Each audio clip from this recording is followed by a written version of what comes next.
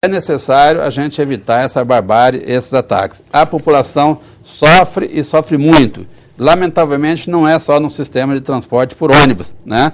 Nós vimos aí, estamos acompanhando cotidianamente as diversas panes que tem no sistema metroviário. É isso que eu queria explorar com o senhor nesta fase da entrevista, deputado. Além dos atentados contra os coletivos em São Paulo, na região metropolitana, eu queria que o senhor explicasse para nós um pouquinho mais o seu artigo, Mobilidade Urbana, momento de discussão e de ação, que fala de um plano, né, metropolitano, seja no sistema sobre trilhos, o metrô, CPTM, seja na questão dos ônibus. Quando a gente fala em mobilidade, a mobilidade urbana ela é muito maior do que simplesmente o transporte por ônibus. A mobilidade, você tem que levar em consideração, o poder público, levar em consideração o deslocamento a pé até o deslocamento de avião, passando por todos os modais. E, lamentavelmente, a gente ainda não tem um sistema eficiente de integração dos diversos modais, envolvendo, inclusive, a região metropolitana de São Paulo. Nós ainda estamos engateando nesse processo. Basta ver aí a polêmica que foi a implantação do bilhete único mensal, as dificuldades, né? Agora o governo municipal agora está fazendo um esforço enorme para também implementar o bilhete único semanal. Eu acho que isso é bom para a cidade de São Paulo. Agora é isso, na hora que o sistema do metrô para, por qualquer motivo, como parou recentemente, infelizmente, toda santa semana nós estamos tendo algum tipo de pane no sistema metroviário. As intercorrências são diárias, eu até corrigi o senhor, deputado, porque todos os dias pelo menos uma linha sofre com algum tipo de pane temporária que o seja. Mas aquela mais grave que suscitou, inclusive, a invasão da faixa de domínio, dos trilhos, e o sistema teve que ser desenergizado, isso foi traumático para milhões de pessoas. Os mais graves normalmente uma vez por semana, sim, mas diariamente você tem atraso. Sim. Diariamente os usuários do sistema de metrô em São Paulo têm algum tipo de problema. E o mais grave aconteceu recentemente, quando as linhas precisaram ser desligadas. Aliás, é um grande absurdo, né? Com a tecnologia que nós temos hoje disponível, você tem que desligar as linhas e também desligar o ar-condicionado. Será que não poderia ter um sistema separado? Eu vou desligar a linha por qualquer motivo para não matar ninguém eletrocutado. Agora, eu não precisaria desligar o ar-condicionado das plataformas. Foi isso que ocorreu, muitas pessoas desmaiando. E na hora que você tem esse conjunto de panes, quase que cotidianamente, diariamente em São Paulo, o que acontece? O sistema PAESA precisa ser acionado. E os ônibus que estão sendo queimados, está sendo retirado de circulação e, ao mesmo tempo, essa frota está sendo requisitada também para substituir o metrô. Então, é um caos.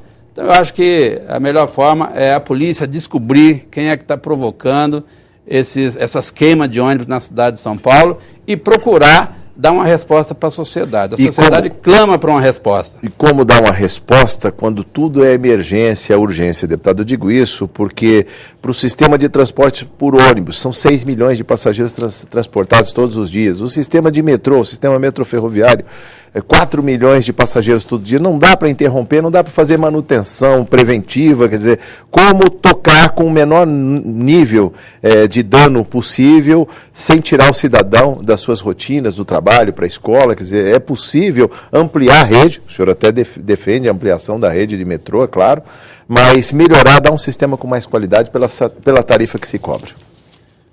Olha, há um esforço muito grande do governo municipal em priorizar o transporte público de massa. E ninguém em sã consciência deve ser contra, né? Ninguém é contra. Aliás, pesquisas já foram realizadas e mostram que a população, na sua grande maioria, apoia a questão da faixa exclusiva dos ônibus. No sistema de metrô, a prioridade na construção de linha de metrô em São Paulo, infelizmente, não ocorreu nesses últimos anos. Eu costumo lembrar aqui que o sistema de metrô do México começou a ser construído quase no mesmo período do sistema de São Paulo. Pois bem, nós estamos aqui com 74 quilômetros de metrô em São Paulo. E o México, que é uma cidade parecida com São Paulo, inclusive na sua população, já tem mais de 250 quilômetros de metrô. Então isso mostra o seguinte, que nós ficamos parados no tempo, nós não investimos no número de quilômetros necessário por ano para poder alavancar o crescimento das linhas de metrô em São Paulo. E aí hoje nós então pagamos um preço muito alto. O transporte público de massa precisa ganhar prioridade em todos os governos. Eu costumo lembrar que nós precisamos de mais política de Estado e menos política de governo. Sim. Eu trabalhei na CMTC, que era uma empresa que eu costumo lembrar, que tinha 3 mil ônibus. Tinha uma época que essa empresa de 3 mil ônibus tinha 8 cores de ônibus diferentes. Sabe por que corria? Porque cada prefeito que assumia comprava uma frota diferente. O Jânio Quadros foi passear em Londres, achou aqueles ônibus fofão, bonitinho, vermelho, chegou aqui e pintou de vermelho.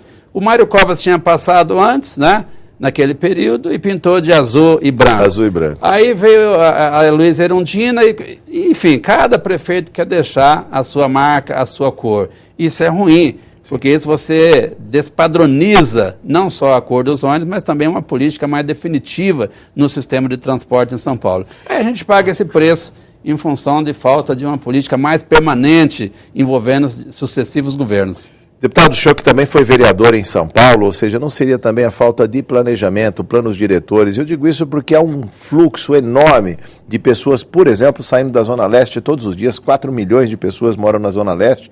Boa parte dessa população vem trabalhar em São Paulo, vem estudar no centro de São Paulo, ou seja, um fluxo de milhões de trabalhadores vindo para o centro e à tarde voltando para suas casas, ou seja, nenhum sistema comporta esse fluxo tão desordenado. Muita gente vindo para uma direção e o sistema ocioso na volta, digamos assim. Esse é o grande desafio que está colocado para os governantes, né? Eu que conheço bem a Zona Leste sempre é pego como referência, né, nesse assunto. Você tem de manhã, você tem a Radial Leste, você tem um sistema metroviário, você tem a Marginal Tietê, você tem os ônibus, você tem tudo se deslocando para o centro, tudo lotado, tudo parado. No período da tarde é a mesma coisa. No sentido oposto. Como é que a gente pega 30% ou 40% dessas pessoas que estão se deslocando ao centro e deixa elas lá? Aí você tem que mudar o plano diretor, você tem que ter um bom plano de zoneamento da cidade para fazer com que as pessoas se fixem onde mora. Porque essa história, né, de que lá na cidade de Tiradentes, por exemplo, é uma cidade dormitória, o nosso povo não precisa só de dormir. O nosso povo precisa de lazer, de recreação, de estudo, de trabalho, de preferência que isso tudo seja feito perto do local de trabalho. Sim. Então esse é o grande desafio. Né? O prefeito Haddad acabou de sancionar uma lei dando incentivo a empresas não poluentes, obviamente, que se instalarem na Zona Leste. Isso pode incentivar a muitos empregos ser gerados no próximo período lá na Zona Leste de São Paulo. Então o que nós precisamos é o seguinte, o centro de São Paulo. O centro de São Paulo já tem uma infraestrutura, tem água, tem esgoto, tem rede bancária, tem tudo. E você tem muitos prédios abandonados. Sim. Então esses prédios precisam se tornar em moradias. Esse é o esforço que o governo municipal... esse traslado absurdo, né, deputado? Exatamente. Absurdo, o próprio governo municipal e o governo estadual já faz esse movimento importante de criar secretarias, sim, criar repartições do Estado, de serviço público no centro da cidade. Mas isso ainda é insuficiente. Então nós temos que fazer esse movimento para fazer com que criar moradias no centro da cidade e criar empregos onde as pessoas estão morando, no fundão da Zona Leste, no fundão da Zona Sul. Zona Sul e Zona Leste são os dois bolsões de moradia, né? Ainda se mora muito também na Zona Oeste, também na Zona Norte, mas esses dois blocos, esses dois pedaços, segmentos da cidade, são muito populosos, deputado. Então esse é o grande desafio. A gente pegar metade do povo que está se deslocando para o centro da cidade e fixar ele lá onde ele mora. Agora, isso não é obra de um governo só. Não é obra de um governo só. Isso é obra de um conjunto de governo. Então, volto a dizer, nós precisamos de mais política de Estado, né, de sucessivos governos que se comprometam a dar continuidade na obra do seu sucessor. Dessa forma, toda a população vai ganhar e um dia, quem sabe, a gente possa ter uma mobilidade urbana onde a gente tenha prazer de morar em São Paulo, se deslocar rápido. Para isso, todo mundo tem que fazer um sacrifício. E o povo da cidade de São Paulo está fazendo o seu sacrifício. Uma cidade que tem 7 milhões de automóveis e que está apoiando as faixas exclusivas de ônibus, já é um sinal de mudança de cultura e de comportamento dos motoristas em São Paulo, o que é muito bom. Daí a necessidade de planos diretores e estratégicos bem construídos com o voto da sociedade. Muito obrigado por sua entrevista. Volte mais vezes, deputado. Eu é que agradeço aqui pela oportunidade e estarei sempre à disposição. Esse é o deputado Alcides Amazonas, do PCdoB. Você ficou por dentro da política. Muito obrigado por sua audiência.